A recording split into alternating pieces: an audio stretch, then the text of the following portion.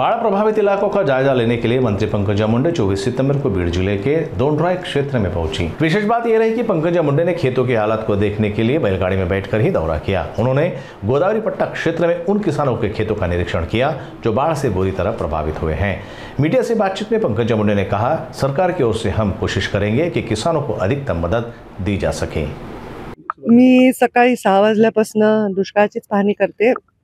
मी पालकमंत्री जालना असल्यामुळे जालन्यापासून सुरुवात केली आणि बीड जिल्ह्याचे पालक असल्यामुळे आता बीड जिल्ह्यात आले। पण मी हे 17 सप्टेंबर पासून ही पाहणी करते प्रत्येक ठिकाणी। आमच्या पोहनेरमध्ये एक नदीला पूर आल्यामुळे एक मृत्यू झाला होता, तिथे जाऊन मी पाहणी केली।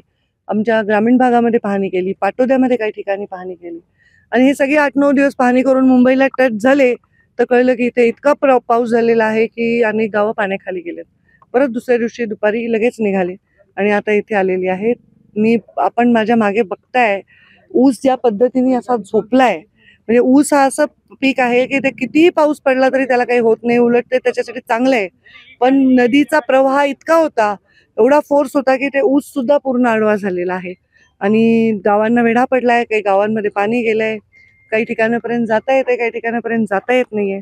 माझ्यासोबत आमदार आहेत गेवराईचे विजयसिंह पंडित आणि आमचे कलेक्टर सुद्धा आहेत विवेक जॉन्सन आणि आमचे ॲडिशनल कलेक्टर आहेत, सर्व अधिकारी इथे आहेत।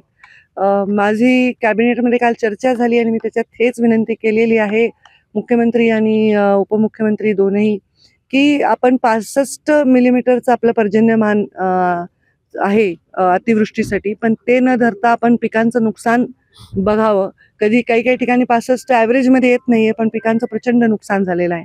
एखाद्याची जमीन खरवडून गेली आणि एखाद्या जमिनीत भरपूर गाळ येऊन बसलाय, तर हे क्लिअर करायला शेतकऱ्याची ती परिस्थिती नाही।